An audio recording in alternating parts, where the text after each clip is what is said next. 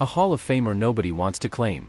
In 2023, Scott Rolen was elected to the Baseball Hall of Fame in his 6th year on the ballot. His induction sparked plenty of debate and commentary on what a Hall of Fame career truly looks like, but in my opinion, there is no denying that the man was qualified for Cooperstown. He was the gold standard at third base defensively for nearly 2 decades, with 8 Gold Gloves on his mantle, including one he won at the age of 35 in 2010. A 7-time All-Star, Rolen led the St. Louis Cardinals back to the World Series in 2004 with a loaded roster that helped them finish the job in 2006 to capture his first and only championship. After 2,000 games played, over 300 home runs, and 70 wins above replacement accumulated across 17 seasons, Scott Rolen cemented himself as one of the greatest players ever to defend the hot corner. When Rolen gave his induction speech at Cooperstown, he rightfully donned a Cardinals cap as he was ushered into baseball immortality. Most fans picture Rolen in a Cardinals uniform when his name comes up, which makes it easy to forget that the majority of his career was actually spent with the team that drafted him, the Philadelphia Phillies. Rolen was just as good of a player in Philadelphia, arriving as the heir apparent to Mike Schmidt as a 21-year-old former second-round pick.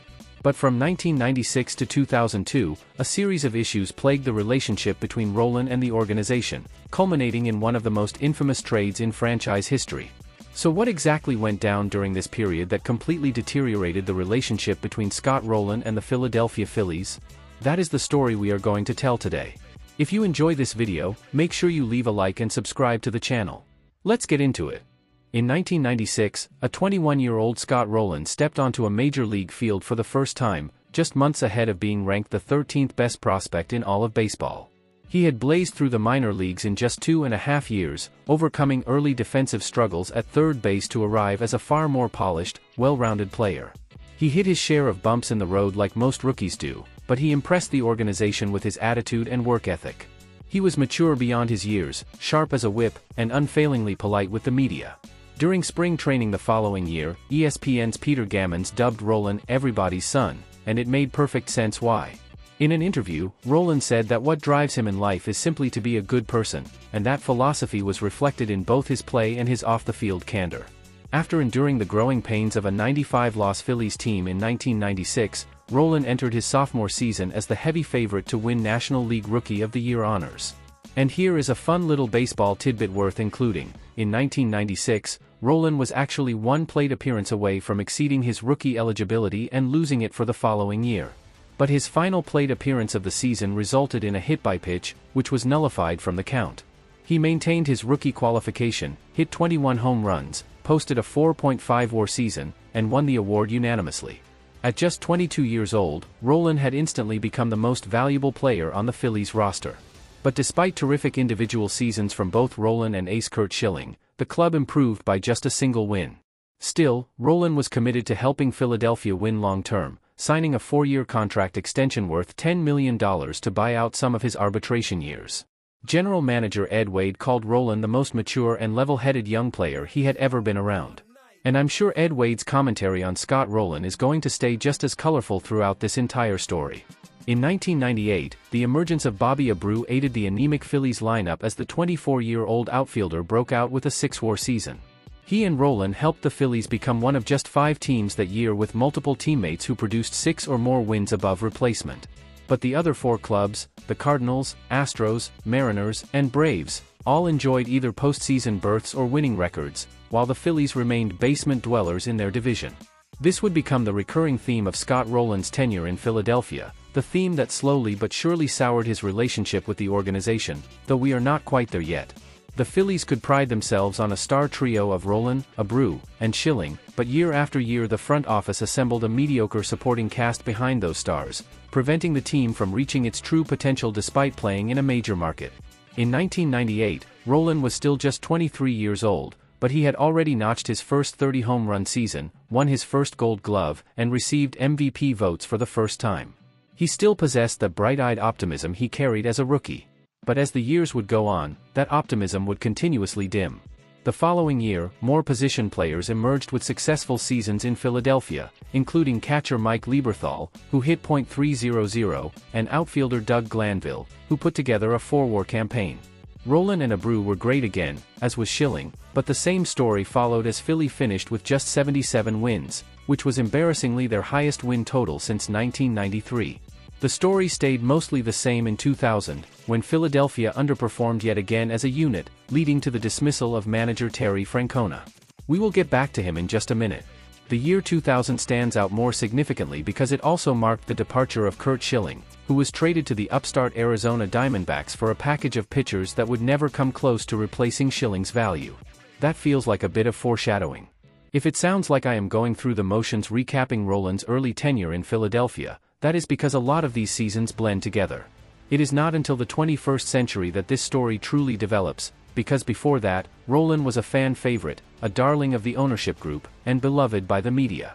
He entered the 2001 season having racked up over 20 wins above replacement, hit more than 100 home runs, and collected over 600 hits in just 5 seasons, and yet he had never even sniffed a postseason berth, let alone a winning record. As the baseball world would soon learn, the incentive of money was far less important to Scott Rolen than winning.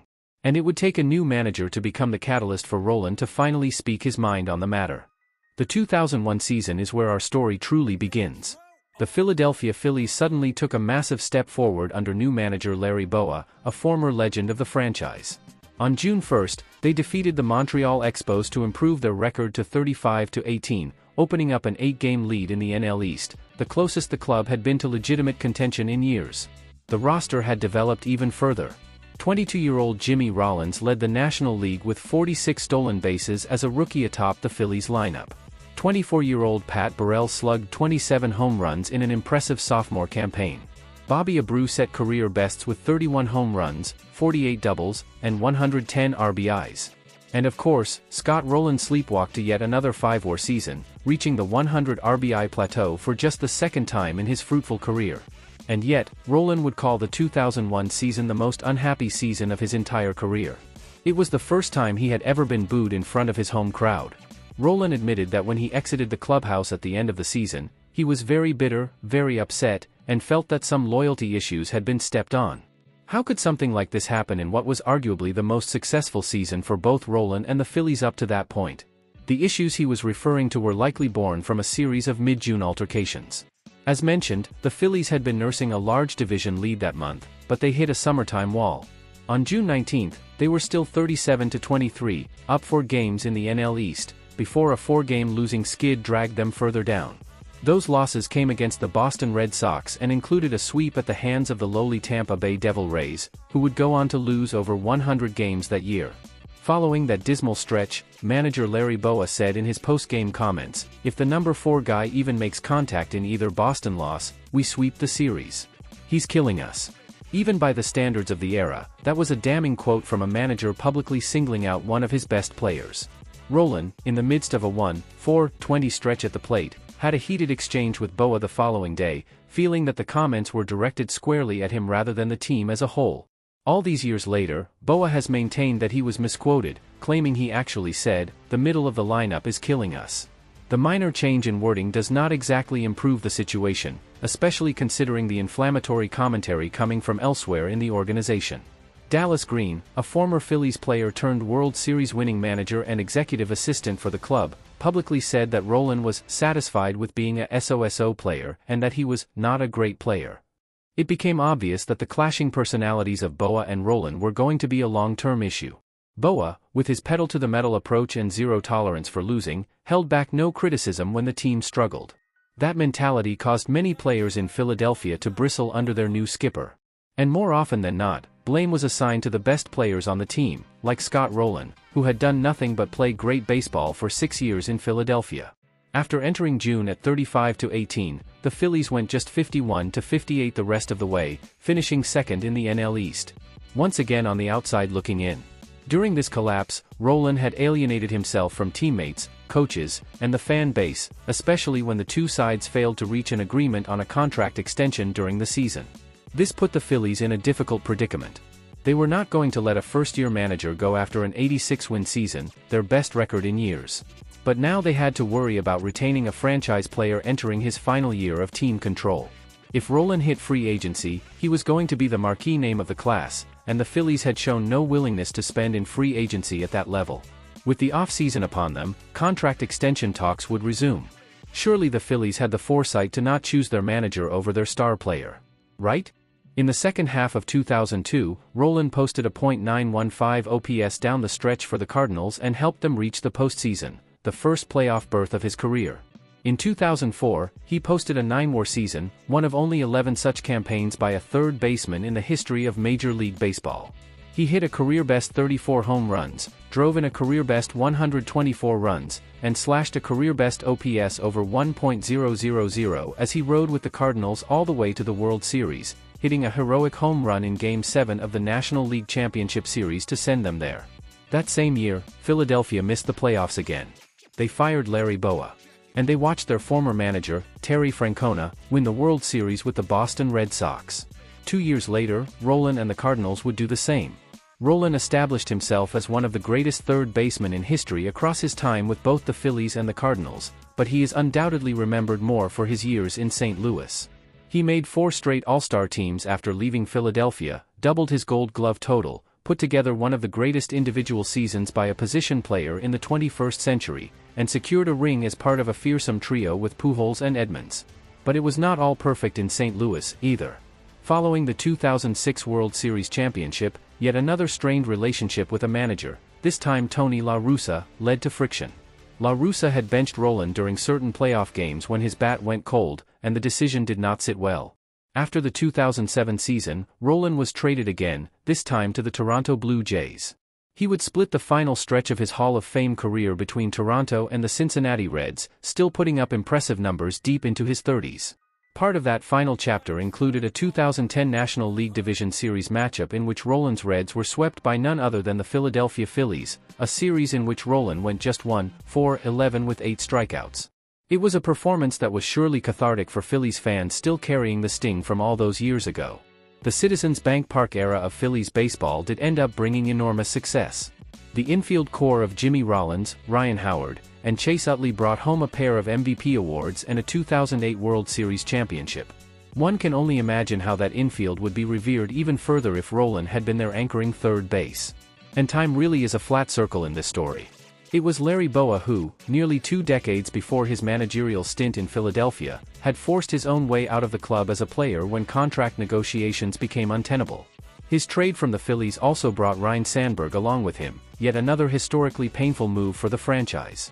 And yet, 20 years removed from his ugly departure, Rolen returned to the Philadelphia Phillies ahead of his Cooperstown induction to be honored on the Phillies Wall of Fame. He stood before the crowd to a long-awaited and much-earned chorus of cheers from the hard-nosed, stubborn Philadelphia faithful. In his own words, "It's been a minute since I put this jersey on, but I'm going to tell you what, it feels really good and really right at home right now. Thank you very much. I've said before that there's been no better place to start my career than right here with the Philadelphia Phillies. I am thankful and honored to be a Philadelphia Philly. Thank everybody for coming tonight."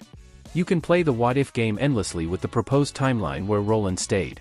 If he had signed that $90 million extension, it likely would have prevented the Phillies from spending $85 million on Jim Thome shortly after.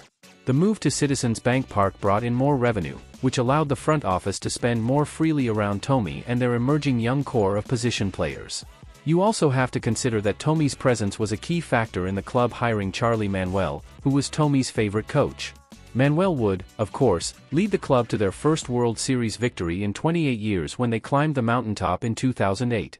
He is perhaps the most beloved manager in franchise history. For all of these reasons and many others unmentioned, you could argue that the separation of Scott Rolen and the Philadelphia Phillies made for the best possible outcome for everyone involved.